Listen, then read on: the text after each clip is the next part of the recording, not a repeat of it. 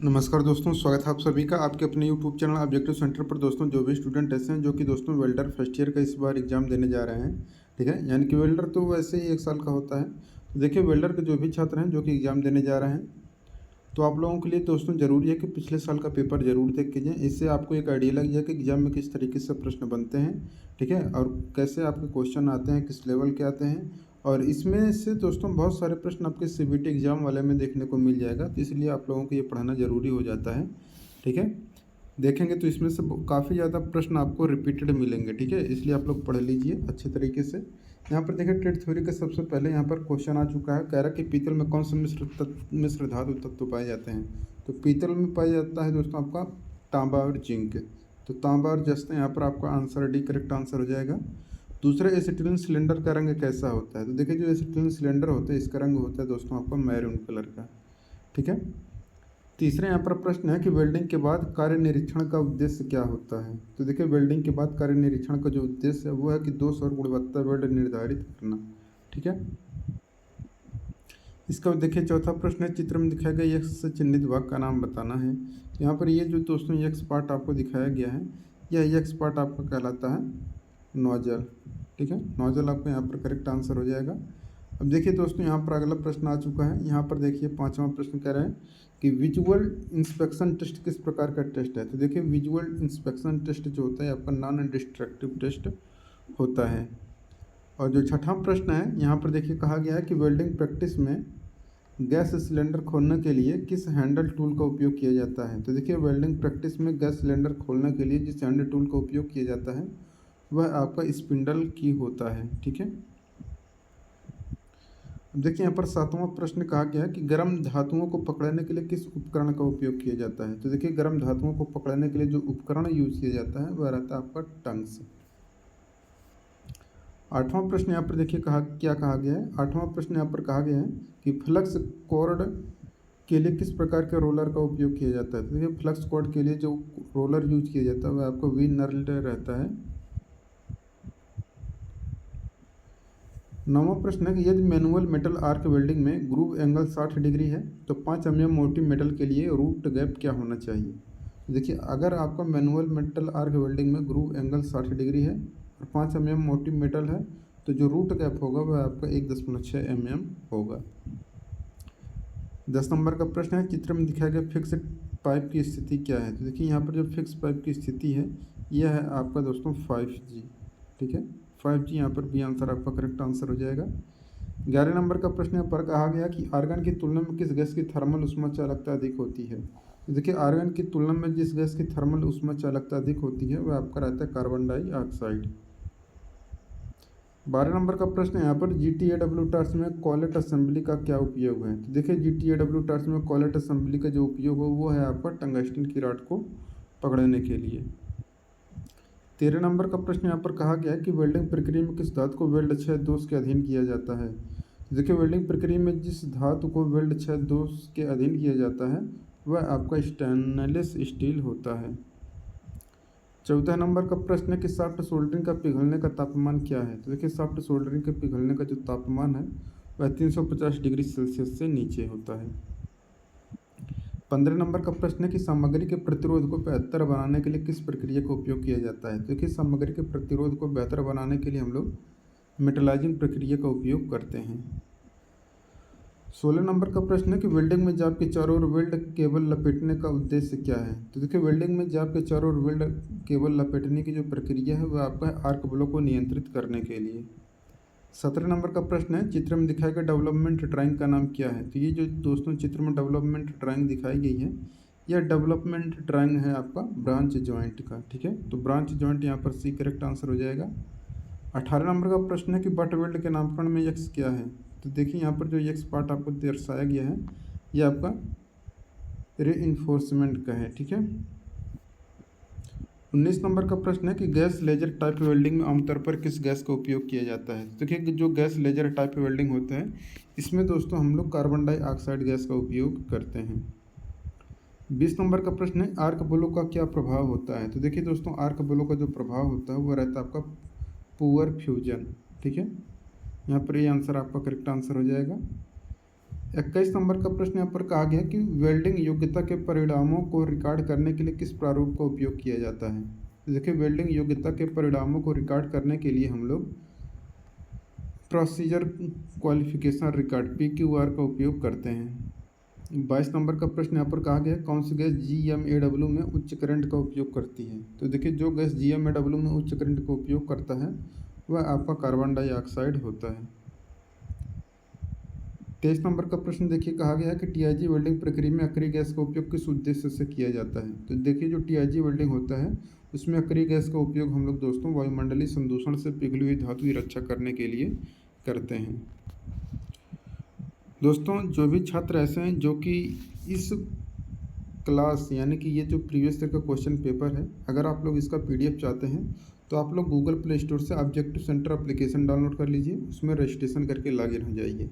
इसके बाद आप लोगों को आना है यहाँ पर ITI CBT पेपर वाले सेक्शन में। ITI CBT पेपर वाले सेक्शन में जाएंगे यहाँ पर बहुत सारे ट्रेड का यहाँ पर दिया गया है प्रीवियस ईयर का ऑफिशियल क्वेश्चन पेपर। तो आपको करना क्या है वहाँ पर आपको जो खिसका के वेल्डर ट्रेड आपको वहाँ पर चूज कर लेना है। जब वेल्डर ट्रेड अपना चूज कर लेंगे तो वेल्डर का सारा PDF पिछले साल का 2025 का 24 का 23 का 22 का सारा PDF वहाँ पर आपको देखने को मिल जाएगा। बिल्कुल फ्री में आप इसको प्राप्त कर सकते हैं, 1 भी रुपये आपको देने की आवश्यकता नहीं है, ठीक है। और जिनको वेल्डर का निम्मी क्वेश्चन बैंक चाहिए वो लोग स्टडी नोट्स वाले सेक्शन में जाकर के अपना क्वेश्चन बैंक डाउनलोड कर सकते हैं। चाहे तो वो एम्प्लॉयबिलिटी स्किल का हो, चाहे वो आपको इंजीनियरिंग ड्राइंग का हो, चाहे आप लोगों का वर्कशॉप कैलकुलेशन एंड साइंस का हो, चाहे आपका ट्रेड थ्योरी का हो, सारा यहाँ पर PDF दे दिया गया है। जिनको टेस्ट लेना है तो आप लोग टेस्ट सीरीज वाले सेक्शन में यहाँ पर क्लिक करेंगे। इसके बाद निम्मी टेस्ट में जाएंगे, यहाँ पर देखिए वर्कशॉप कैलकुलेशन एंड साइंस का टेस्ट है, एम्प्लॉयबिलिटी स्किल का है। इस तरह यहाँ पर देखिए फिटर का दिखा रहा है। नीचे और जाएंगे तो वहाँ पर वेल्डर ट्रेड का भी आपको टेस्ट मिल जाएगा, जा करके यहाँ से आप अपना टेस्ट दे सकते हैं, ठीक है। अब देखिए दोस्तों यहाँ पर 24 नंबर का क्या प्रश्न कहा गया है। कह रहा है कि यहाँ पर हेलमेट में रंगीन ग्लास के दोनों ओर स्पष्ट चश्मा लगाने का क्या उद्देश्य है। तो देखिए हेलमेट में रंगीन ग्लास के दोनों ओर स्पष्ट चश्मा लगाने का जो उद्देश्य है वो है आपका कि प्रोटेक्ट फ्रॉम स्पैटर से बचाव आपका करेक्ट आंसर होगा। 25 नंबर के यहाँ पर प्रश्न कहा गया कौन सी गैस वेल्डिंग फ्लेम लौह तथा अलौह धातुओं की वेल्डिंग के लिए प्रयोग की जाती है। तो जो गैस वेल्डिंग फ्लेम लौह तथा अलौह धातुओं की वेल्डिंग के लिए प्रयोग की जाती है वह आपका एसिटिलीन और ऑक्सीजन होती है। 26 नंबर का प्रश्न है कि 3 mm मोटी प्लेटों की वेल्डिंग के लिए किस नोजल साइज नंबर का उपयोग किया जाता है। तो देखिए 3 mm मोटी प्लेटों की वेल्डिंग के लिए जिस नोजल साइज नंबर का उपयोग किया जाता है वह आपका रहता है 7 नंबर। 27 नंबर का प्रश्न है चित्र में दिखाया गया X से चिन्हित भाग का नाम क्या है। तो यहाँ पर दोस्तों ये जो X पार्ट आपको दर्शाया गया है यह X पार्ट है दोस्तों आपका स्प्रे का, ठीक है। तो यहाँ पर आपका स्प्रे करेक्ट आंसर हो जाएगा। अब देखिए यहाँ पर 28 नंबर का प्रश्न है कि आर्क वेल्डिंग में कम करंट के कारण कौन सा दोष होता है। तो देखिए आर्क वेल्डिंग में कम करंट के कारण जो दोष होता है वह होता है आपका लैक ऑफ फ्यूजन, ठीक है। 29 नंबर का प्रश्न यहाँ पर कहा गया है कि कौन सा AC वेल्डिंग मशीन का हानि है। तो देखिए जो AC वेल्डिंग मशीन का हानि है वह कि यह नंगे इलेक्ट्रोडों के लिए उपयुक्त नहीं होता है। 30 नंबर का प्रश्न है भाग X का नाम क्या है। तो यहाँ पर दोस्तों X पार्ट ये जो आपको दिखाया गया है यह X पार्ट आपका इलेक्ट्रोड कहलाता है। ये आंसर यहाँ पर आपका करेक्ट आंसर हो जाएगा। 31 नंबर का यहाँ पर प्रश्न कहा गया फ्लक्स मटेरियल के साथ एक पास में मोटी प्लेट के लिए किस प्रकार की वेल्डिंग का उपयोग किया जाता है। तो इसके लिए दोस्तों हम लोग इलेक्ट्रोस्लैग वेल्डिंग का उपयोग करते हैं। 32 नंबर का प्रश्न है कि लेजर बीम वेल्डिंग का क्या फ़ायदा है। तो देखिए लेजर बीम वेल्डिंग का जो फ़ायदा है वो है कि डीप नैरो वेल्ड।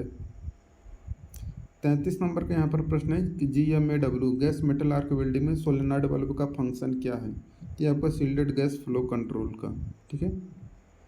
34 नंबर के यहाँ पर प्रश्न कहा गया है कौन सी पाइप वेल्डिंग स्थिति में सभी पाइप एक्सिस ग्राउंड के लंबवत होते हैं। तो देखिए जो पाइप वेल्डिंग स्थिति में सभी पाइप एक्सिस ग्राउंड के लंबवत होते हैं वह आपका रहता है 2G। 35 नंबर का प्रश्न है कार्यशाला में गैस सिलेंडर कैसे रखे जाते हैं। तो देखिए कार्यशाला में जो गैस सिलेंडर रखे जाते हैं वह वर्टिकल पोजीशन ऊर्ध्वाधर स्थिति में रखे जाते हैं। 36 नंबर के यहाँ पर प्रश्न कहा गया कि शुद्ध टंगस्टन के लिए किस पावर सप्लाई की सिफारिश की जाती है।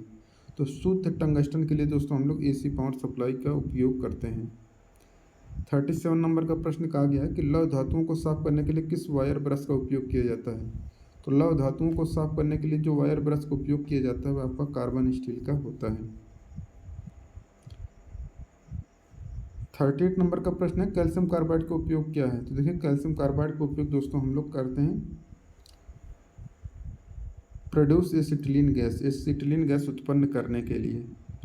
अब देखिए वर्कशॉप कैलकुलेशन एंड साइंस का प्रश्न आ चुका है। एम अक्षर किसको बताता है? तो एम अक्षर बताता है आपका मीटर को। ठीक है। दूसरा यहाँ पर इकाइयों की दो प्रणाली के प्रकार कौन से हैं? तो इकाइयों की दो प्रणाली होते हैं फंडामेंटल, दूसरा होता है आपका डिराइव्ड। अगला प्रश्न, इनमें से कौन सी प्रमुख सामग्री के रूप में लोहा होता है? तो फेरस मेटल में यानी कि लौह धातुओं में आपका लोहा पाया जाता है। चौथा प्रश्न है, ऊष्मा की एसआई इकाई क्या होती है? तो देखिए ऊष्मा की जो एसआई इकाई होती है वह आपका जूल होता है। पांचवा प्रश्न है, कौन सा ढलुआ लोहा की वेल्डिंग नहीं की जा सकती? तो जो आपका सफ़ेद ढलुआ लोहा होता है व्हाइट कास्ट आयरन, इसका वेल्डिंग नहीं किया जा सकता है। अगला प्रश्न है, किसी पदार्थ के द्रव्यमान प्रति इकाई आयतन को क्या कहते हैं? तो देखिए किसी पदार्थ के द्रव्यमान प्रति इकाई आयतन को दोस्तों हम लोग घनत्व कहते हैं। अब इंजीनियरिंग ड्राइंग का प्रश्न आ चुका है। यहाँ पर कहा गया चित्र में दिखाया गया सामग्री के पारंपरिक प्रतीक का पता लगाएं। तो ये जो प्रतीक है दोस्तों ये आपका वाटर का है, तो यहाँ पर आपका बी आंसर करेक्ट आंसर हो जाएगा। दूसरा है त्रिभुज का नाम लिखिए। तो ये जो त्रिभुज आपको दिखाया गया है ये दोस्तों यहाँ पर देखिए आपका समकोण बना रहा है, तो आपका राइट एंगल ट्रायंगल, यस यहाँ पर समकोण त्रिभुज का ये आपका फिगर दिया गया है। तीसरा उपकरण का नाम बताइए। तो ये जो है आपका दोस्तों ये आपका कटिंग प्लायर का आपका फिगर है, आंसर सी करेक्ट आंसर हो जाएगा। चौथा की लाइन बी को पहचाने। यहाँ पर जो लाइन बी है दोस्तों ये आपका आयाम रेखा या डायमेंशन लाइन कहलाता है। डी आंसर करेक्ट हो जाएगा, डायमेंशन लाइन। सामग्री के पारंपरिक प्रतीक को पहचाने। तो ये जो सिंबल है दोस्तों ये आपका कंक्रीट का है। किसका है? कंक्रीट। ठीक है, या सॉलिड यानी कि ठोस। अब देखिए कह रहे हैं मानक रूप से शीर्षक ब्लॉक की स्थिति सही है। तो देखिए जो शीर्षक ब्लॉक होता है यह ड्राइंग शीट पर राइट कॉर्नर में नीचे की तरफ लगाया जाता है। तो ऐसा आपको आसमान में दिख रहा है यहाँ पर बी वाले में। ठीक है, यहाँ पर राइट साइड में नीचे की तरफ बी वाला आपका करेक्ट आंसर हो जाएगा। अब देखिए एम्प्लॉयबिलिटी स्किल का आपको दोस्तों यहाँ पर 25 प्रश्न देखने को मिलेगा। पहला प्रश्न यहाँ पर कहा गया है कि आरटीआई का फुल फॉर्म क्या होता है? तो आरटीआई का फुल फॉर्म होता है राइट टू इन्फॉर्मेशन। दूसरा, एआई कहाँ फर्जी खबरें फैला सकता है? तो एआई दोस्तों सोशल मीडिया पर फर्जी खबरें फैला सकता है। आपके रिज्यूम के मुख्य शीर्षकों को रेखांकित करने के लिए किस शॉर्टकट कुंजी का उपयोग किया जाता है? तो देखिए आपके रिज्यूम के मुख्य शीर्षकों को रेखांकित करने के लिए जो हम लोग शॉर्टकट कुंजी उपयोग करते हैं वह हमारा Ctrl+U का रहता है। ठीक है। चौथा यहाँ पर देखिए प्रश्न क्या कहा गया है। कह रहे हैं जब आप शिक्षक, प्रशिक्षक या पर्यवेक्षक जैसे उच्च अधिकारियों का अभिवादन करते हैं तो आपको क्या करना उपयोग करना चाहिए? तो वहाँ पर हम लोगों को गुड मॉर्निंग शब्दों का उपयोग करना चाहिए। ठीक है। ग्राहक शिकायतों के निपटान के लिए सीखने की तकनीक क्या है? तो है आपका लिसन, एम्पैथीज, अपोलॉजी, रिएक्ट और नाउ है। ठीक है। छठा है फीडबैक किस में मदद करता है? तो देखिए जो फीडबैक होता है सेवा में सुधार करने, प्रक्रिया प्रणाली में सुधार करने, ग्राहकों की संतुष्टि को बेहतर तरीके से पूरा करने। यहाँ पर डी आंसर करेक्ट आंसर हो जाएगा उपरोक्त सभी। सातवां में एंट्री लेवल जॉब का क्या मतलब होता है? तो देखिए एंट्री लेवल जॉब का मतलब होता है कि एक शुरुआती या जूनियर स्तर की आपकी नौकरी होती है। एक रिज्यूम में क्या होना चाहिए? तो देखिए जो रिज्यूम होता है दोस्तों वह आपका छोटा होना चाहिए और सटीक होना चाहिए। Short and precise correct answer होगा। ऑनलाइन भुगतान आवेदन नहीं है। तो देखिए इंस्टाग्राम ये नचनियों वाले लोगों के लिए है, सोशल मीडिया है। ठीक है। बाकी गूगल पे, भीम यूपीआई, बैंकिंग एप्लीकेशन से हम लोग ऑनलाइन पेमेंट कर सकते हैं। एनएपीएस का फुल फॉर्म क्या होता है? तो देखिए एनएपीएस का फुल फॉर्म होता है national apprenticeship promotion scheme. 11 number का प्रश्न है कंप्यूटर का मस्तिष्क है। तो देखिए दोस्तों जो कंप्यूटर का मस्तिष्क होता है यह होता है आपका सेंट्रल प्रोसेसिंग यूनिट। 12 नंबर का प्रश्न है निम्न में से कौन सी वेबसाइट नौकरी खोजने के लिए लोकप्रिय नहीं है? तो देखिए जो वेबसाइट नौकरी खोजने के लिए लोकप्रिय नहीं है वह आपका twitter.com।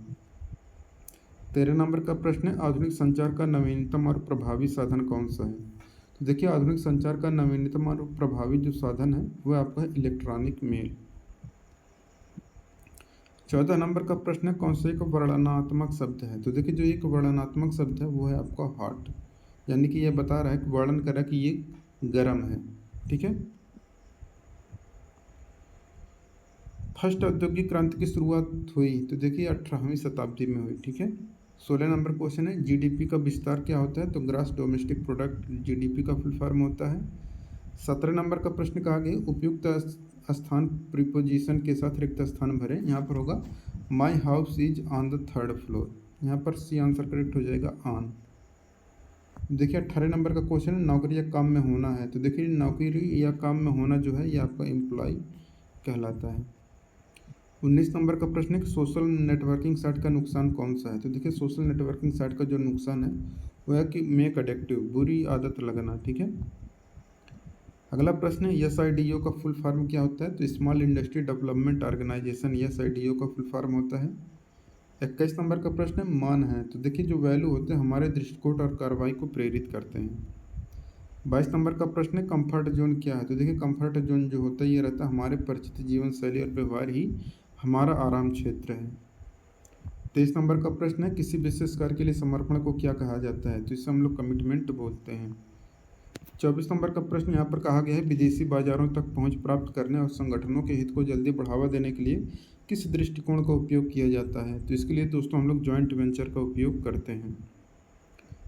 अगला है 25 नंबर का प्रश्न किसी त्वचा के रंग आय को लेकर अलग तरह से व्यवहार किया जाता है तो आपका डिस्क्रिमिनेशन यानी कि विभेद कहलाता है। तो दोस्तों यहाँ पर कंप्लीट होता है। जिनको पीडीएफ लेना है objective centre application play store से डाउनलोड कर लें, वहाँ पर आपको पीडीएफ मिल जाएगा। ठीक है, मिलेंगे नेक्स्ट वीडियो में। Thank you.